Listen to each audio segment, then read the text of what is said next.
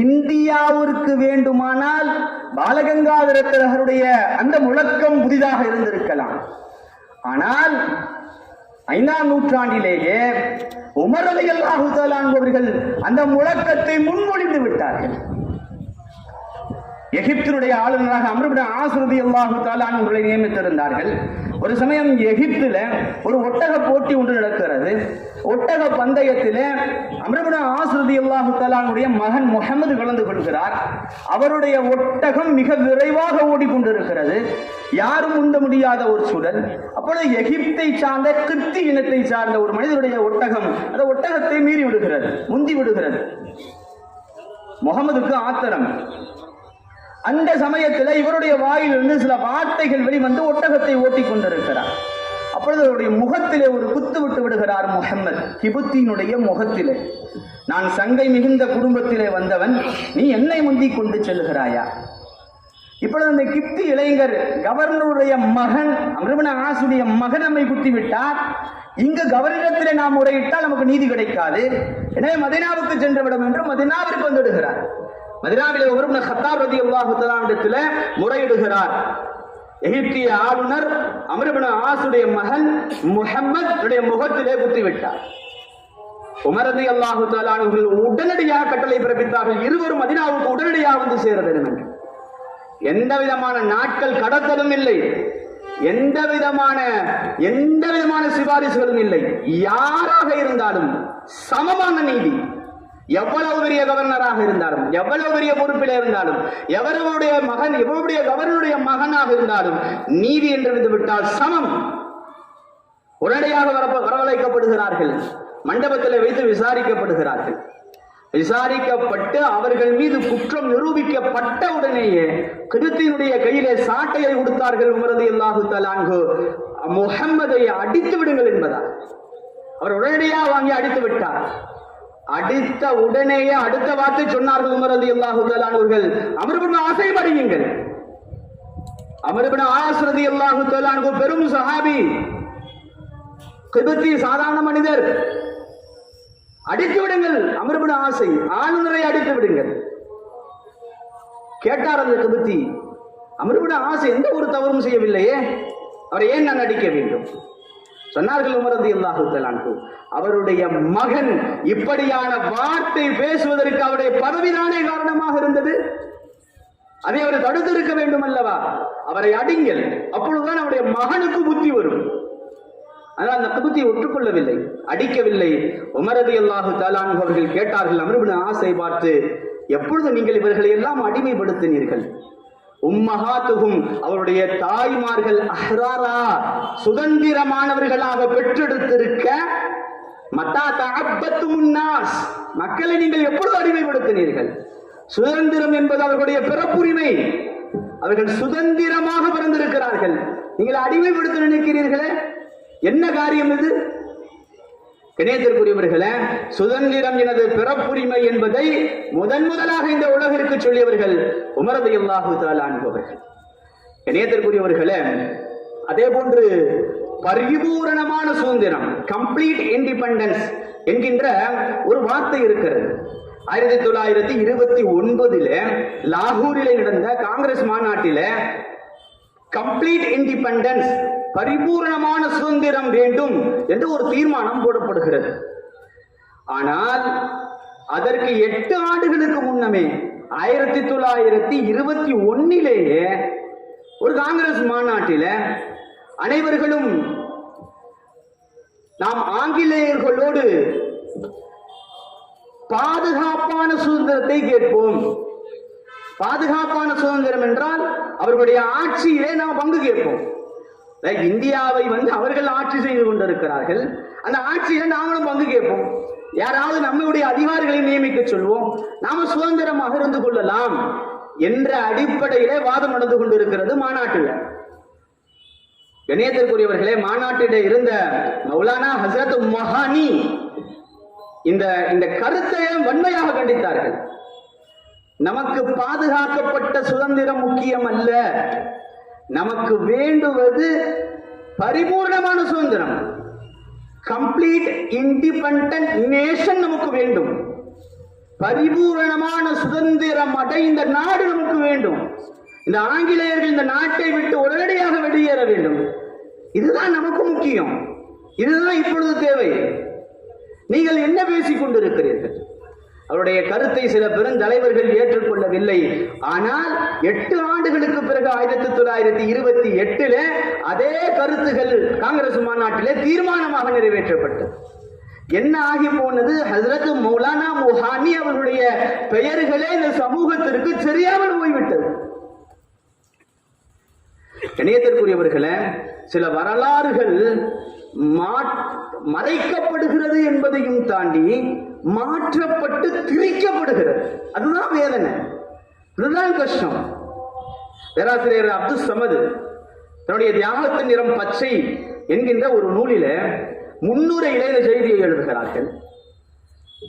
Madurai Kamarajar university, Manonmaniam Sundaranar university ஆகியவற்றினுடைய இளங்கலை வரலாறு படிக்கக்கூடியவர்கள், BA history படிக்கக்கூடியவர்கள் தன்னுடைய படிப்புகளுக்கு மேற்கோள்களாக சில புத்தகங்களை பார்ப்பார்கள்.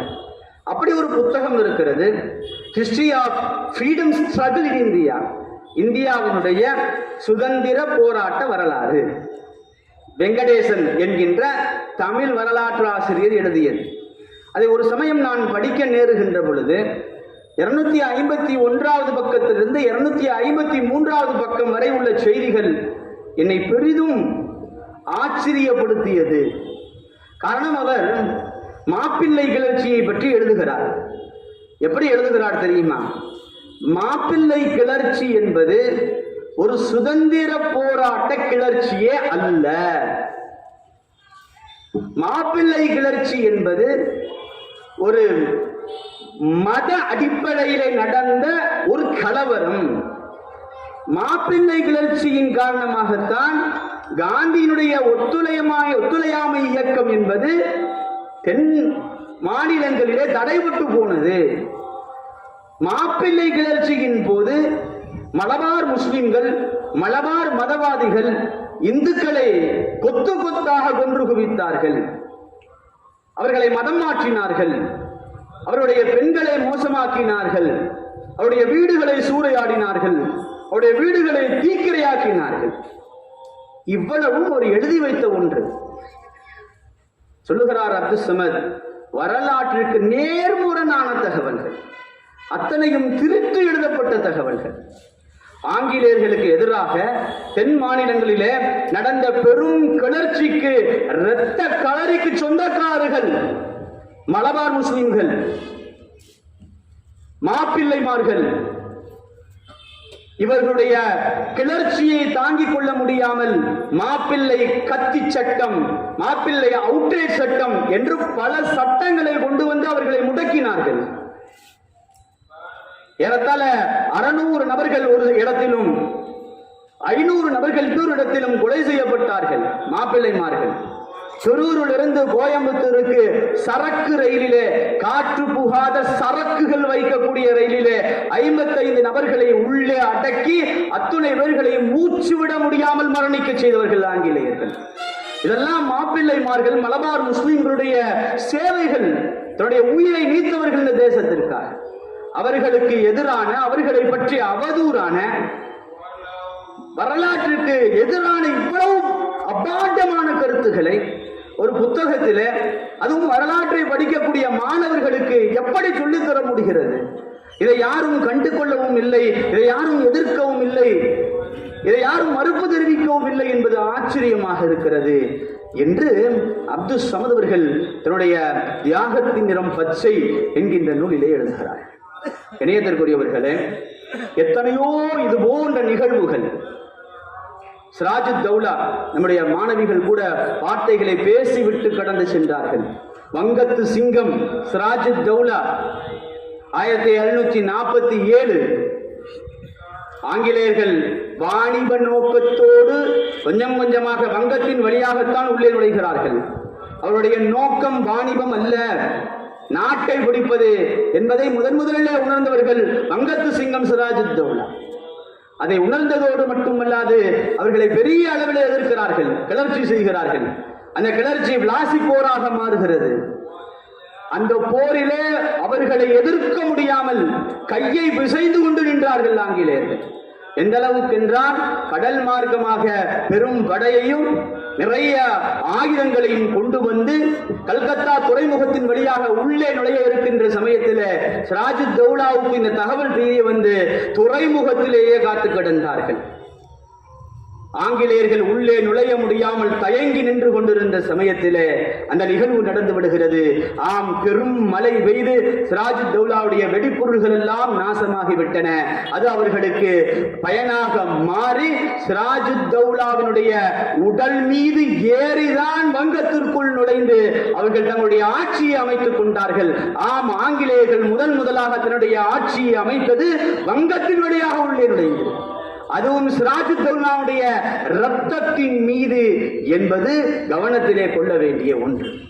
இணையத்திற்குரியவர்களே, இன்னும் நீங்கள் முன்னால் செல்வீர்களே ஆனால் 1500களிலே நான் ஆரம்பத்தில் சொன்னேன் இல்லையா, கள்ளிக்கோட்டையை நோக்கி வந்து கொண்டிருந்த அந்த கப்பல், அதில் இருந்த பிள்ளைகள், அதில் இருந்த தாய்மார்கள், அதில் இருந்த வயது முதிர்ந்தவர்கள், அத்துணை பேர்களையும் இரக்கமில்லாமல் கொன்று குவித்தார்கள். அவர்களுடைய கூக்குரல்களுடைய காதுகளுக்கு விடவில்லை. குழந்தைகள், பச்சிலன் குழந்தைகளை தாய்மார்களிடமிருந்து கதற கதற விரித்து இழுத்து கடலில் வீசினார்கள். இவர்களுக்கெல்லாம் தலைவனாக தளபதியாக இருந்தது வாஸ்கோட காமா. வாஸ்கோட காமாவை எதிர்ப்பதற்கு துணிந்த முதல் மனிதர் குஞ்சாலி மரைக்காயர். குஞ்சாலி மரைக்காயரின் மூலமாக பெரும் சிரமத்திற்கும் பெரும் வேதனைக்கும் ஆளானார் வாஸ்கோட காமாவும் அவருடைய தளபதிகளும். 1500களிலேயே வாஸ்கோடா காமா போன்றவர்களை உள்ளே வரவிடாமல் தடுத்தவர்கள் இந்தியாவிற்குள்ளாக அரசு ரீதியாகவும் வியாபார ரீதியாகவும் குஞ்சாலி மரைக்காயர் போன்ற முஸ்லிம்கள். இதுவரை உலகத்திற்கு தெரியாதவர்கள், இந்தியர்களுக்கு தெரியாதவர்கள், அதிலும் இந்திய முஸ்லிம்களுக்கும் தெரியாதவர்களாக இருப்பது மிக ஆச்சரியமான ஒன்றாக இருக்கிறது. இணையத்திற்குரியவர்களே, வரலாற்றுகளை, இந்திய இஸ்லாமிய வரலாறுகளை சொல்லிக் கொண்டு வருகின்ற பொழுது மறக்க முடியாத ஒரு சிறுவன் இருக்கிறார். அவருடைய பெயர் ஹைரு முகமது. சிந்து மாகாணத்துடைய மட்லி நகரம் என்கின்ற ஒரு பகுதி. பெரும் பேச்சு ஒன்று நடந்து கொண்டிருக்கிறது. ஆங்கிலேயர்களுக்கு எதிரான சுதந்திரத்தை தட்டி எழுப்பக்கூடிய, உணர்வுகளை தட்டி எழுப்பக்கூடிய பேச்சு. யார் என்று பார்த்தால் 11 வயதுடைய ஹைரு முகமது என்கின்ற சிறுவன். ஆங்கிலேயர்களுக்கு தகவல் சென்று அவரை கோர்ட்டிற்கு அழைத்து செல்கிறார்கள். கோர்ட்டு கூண்டிலே அவருடைய தலைமேலே தருகின்ற அளவுக்கு மிகச்சிறிய வயது. ஜட்ஜி நீதிபதிக்கு அவரை பார்த்து ஆச்சரியம், உன்னுடைய பெயர் என்ன என்று கேட்டார். அந்த சிறுவன் சொன்னான், ஆசாத், சுதந்திரம் என்பது என்னுடைய பெயர், விடுதலை என்பது என்னுடைய பெயர். உன்னுடைய தகப்பனாருடைய பெயர் என்ன? இஸ்லாம் என்னுடைய தகப்பனார். உன்னுடைய ஜாதி என்ன? ஒத்துழையாமை என்னுடைய ஜாதி. ஆங்கிலேயருடைய எந்த காரியத்திற்கும் ஒத்துழையாமையில் இருப்பது என்னுடைய ஜாதி. உன்னுடைய தொழில் என்ன? ஆங்கிலேயர்களுக்கு எதிராக புரட்சியை தூண்டுவது என்னுடைய தொழில். உன்னுடைய பிணை யார்? என்னுடைய பிணை அல்லாஹ் ஒருவன். மன்னிப்பு கேட்பாயா? நான் ஏன் மன்னிப்பு கேட்க வேண்டும்? ஒரு இந்திய குடிமகனாக என்னுடைய காரியத்தை நான் செவ்வனே செய்திருக்கிறேன், நான் ஏன் மன்னிப்பு கேட்க வேண்டும்? அவருடைய இந்த வார்த்தைகள் நீதிபதிக்கு ஆத்திரத்தை வரவழைக்க அவரை சிறையிலே அடைக்க சொன்னார். இணையத்திற்குரியவர்களே, எத்துணை முஸ்லிம்கள், எத்துணை சிறுவர்கள், எத்தனை உலமாக்கள் இந்த சுதந்திரத்திற்காக, தேவபந்து உலமாக்கள் ஆங்கிலத்தை கற்பது ஹராம் என்று ஃபத்வா விட்டார்கள். தேவபந்து உலமாக்கள் ஆங்கிலேயர்களுடைய நடை, உடை, பாவனை அத்தனையும் பின்பற்றுவது ஹராம் என்று ஃபத்வா கொடுத்தார்கள். காசிம் நானூத்தவி ரஹ்மத்துல்லாஹி அலைஹி அவர்கள் ஆங்கிலேயர்களை இந்த நாட்டை விட்டு விரட்டுவது மார்க்க கடமை என்று ஃபத்வா கொடுத்தார்கள். முஹம்மது அலி ரஹ்மத்துல்லாஹி அலைஹி, மௌலானா முஹம்மது அலி அவர்கள் ஆங்கிலேயருடைய படையிலே சிப்பாயாக சேர்வது ஹராம் என்று ஃபத்வா விட்டார்கள். அப்துல் ஹமீது பாக்கவி அவர்கள் கதராடை அணியாத மணப்பெண்களுடைய மணமகன்களுடைய திருமணத்தில் கலந்து கொள்வதில்லை என்று ஃபத்வா விட்டார்கள். மௌலானா முஹம்மது அலி அவர்கள் ஈரோட்டிலே பேசிய, மஜ்லிஸுல் உலமாவிலே பேசிய அந்த பேச்சுகளுக்கு பிறகுதான் தமிழகம் முழுவதும் சுதந்திர வேட்கை என்பது ஆரம்பமானது. எல்லா பள்ளிவாசல்களிலும் உலமாக்கள் ஜும்மா உரைகளிலே சுதந்திரத்தை பற்றி பேச ஆரம்பித்தார்கள். மக்களை ஒன்று திரட்டினார்கள், மக்களை வேகப்படுத்தினார்கள், சுதந்திரத்தை புரிய வைத்தார்கள். இணையத்திற்குரியவர்களே, நம்முடைய தமிழகத்தில் அதிலும் குறிப்பாக பல பகுதிகளிலிருந்து சுதந்திரத்திற்காக போராடியவர்கள் நிறைய. கான் சாஹிப் மருதநாயகத்தை பற்றி ஒரு சிறுமி பேசினார்கள். மருதநாயகத்தை பற்றி எனக்கு பேசவும் சொல்லி இருந்தார்கள். மருதநாயகத்தை பற்றி கடந்து செல்வதல்ல முறை, மருதநாயகத்தை பற்றி 1 மணி நேரம் 2 மணி நேரங்கள் பேசுவதுதான் முறை. சுருக்கமாக சொல்லிவிட்டு கடந்து விடுவதல்ல அவருடைய வரலாறு. மருதநாயகமாக இருந்து முகமது யூசுப் கான் சாஹிபாக மாறி சஜிதாவிலே இருக்கின்ற பொழுது துரோகத்தால் பிடிக்கப்பட்டு 2 தடவைகள் தூக்கிலிடப்பட்டு அவர்களுக்கு மூச்சு பயிற்சி இருந்ததால் 2 தடவைகளும் அவர்கள் மரணிக்காது தெரிந்து 3வது தடவை அவராக விரும்பி ஏற்றுக்கொண்டார். ஒரு காலம் 3வது தடவையும் மூச்சு பயிற்சியின் மூலமாக மூச்சை பிடித்திருந்தால் மரணித்திருக்கவே மாட்டார். இருந்தாலும் அவர்கள் இறந்ததற்கு பிறகு சந்தேகப்பட்டு பல துண்டுகளாக பிரித்து பல ஊர்களுக்கு அனுப்பி வைத்தார்கள் என்பதை மிக தெளிவாக சொன்னார்கள். நம்புதாலையிலே ஹிலாபத் இயக்கத்தில் ஈர்த்து அப்துல் காதர் மௌலவி என்ற ஒரு ஆளும் சுதந்திரத்திற்காக பெரும் பங்காற்றி இருக்கிறார்கள். இணையத்திற்குரியவர்களே, சுதந்திர தின நிகழ்வை மௌலானா முஹம்மது அலி பற்றி பேசாமல் முடித்துவிட முடியாது. ஈரோட்டில் மஜ்லிஸுல் உலமாவுடைய 3வது மாநாட்டிற்கு மௌலானா முஹம்மது அலியை வரவேற்று பேசுகின்ற பொழுது ஈவேரா இப்படி சொன்னார்: காந்தியினுடைய ஜேப்பிற்குள் இந்தியா இருக்கிறது, முஹம்மது அலியுடைய ஜேப்பிற்குள் காந்தி இருக்கிறார். அந்த அளவு மௌலானா முஹம்மது அலி இந்தியாவுடைய சுதந்திரத்திற்கு மிக முக்கியமானவர். வட்டமேசை மாநாடு லண்டனில் நடக்கிறது. காந்தியோடு வட்டமேசை மாநாட்டிற்கு சென்றிருக்கிறார்.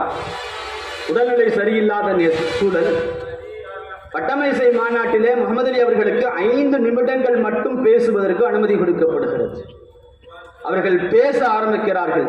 உடல்நிலை சரியில்லாத சூழலிலும் 2 மணி நேரங்கள் யாரும் இடையூறு செய்யாமல் பேச்சை கேட்டுக் கொண்டிருந்தார். பேச்சிலே அவர் சொன்னார்: ஆங்கிலேயர்களே, நான் என்னுடைய இந்திய தேசத்திற்கு செல்ல விரும்பவில்லை. காரணம், அது அடிமை நாடு. நான் இந்தியாவிற்கு செல்வதாக இருந்தால் சுதந்திரத்தை என் கையிலே கொடுத்து அனுப்புங்கள். நான் இந்தியாவிற்கு செல்லுகிறேன். இல்லையேல் உங்களுடைய இந்த சுதந்திர நாட்டிலே லண்டனிலே எனக்கு அடக்கம் செய்வதற்கு 6 அடி தாருங்கள். எனக்கு சுதந்திரம் தாருங்கள், இல்லையேல் இங்கு அடக்கம் செய்ய 6 அடி தாருங்கள். அவர்கள் சொன்னதை போன்றே லண்டனிலேயே வஃபாத்தாகி விடுகிறார்கள். வஃபாத்தானதற்கு பிறகு உலகத்தில் உண்டான அத்துணை முஸ்லிம் நாடுகளும் லண்டனிலே அடக்கம் செய்ய விரும்பவில்லை. 22 நாடுகள் ஹிலாபத் இயக்கத்தில் அவருடைய உடலை கேட்டு நின்றன. இறுதியாக பலஸ்தீன் அரசர் கேட்டதற்கு பிறகு பலஸ்தீனிலே பைத்துல் முகத்தஸிற்கு அருகிலே அவருடைய உடல் அடக்கம் செய்யப்படுகிறது. மௌலானா முஹம்மது அலி ஹஜ்ஜுக்கு சென்ற பொழுது ஹஜ்ஜினுடைய திரைச்சீலையை பிடித்து 2 துஆக்கள் செய்கிறார்கள். யா அல்லாஹ், என்னுடைய இந்திய தேசத்திற்கு சுதந்திரத்தை கொடு, சுதந்திர இந்தியாவிலே இஸ்லாமிய வாழ்வை கொடு. இந்த 2 துஆக்கள் மிக முக்கியமான துஆக்கள். அவர்களுடைய முதல் துஆ கபூலாகிவிட்டது. அல்லாஹு தஆலா இந்திய தேசத்திற்கு 1947 ஆகஸ்ட் 15 ஏறத்தாழ 78 ஆண்டுகள் ஆகிவிட்டன, சுதந்திரம் கிடைத்து விட்டது. ஆனால் 2வது துஆ, சுதந்திர இந்தியாவிலே இஸ்லாமிய வாழ்வை கொடு என்கின்ற அந்த துஆ முழுமையாக கபூலாகிவிட்டதா என்பது கேள்விக்குறி. எத்தனை எத்தனை இன்னல்கள், எத்தனை சிரமங்கள். ஒரு முஸ்லீமாக இந்த இந்தியாவிலே வாழ்வதே சிரமமாக இருக்கிறது. சாப்பிடுவதற்குண்டான உரிமை இல்லை, விரும்பிய சாப்பாடை சாப்பிடுவதற்கு உரிமை இல்லை, வணக்க வழிபாடுகளுக்கு உரிமை இல்லை. உத்தரப்பிரதேசத்தில் பாங்கு மைக்கில் சொல்லக்கூடாது, தெருவிலே தொழுகக்கூடாது.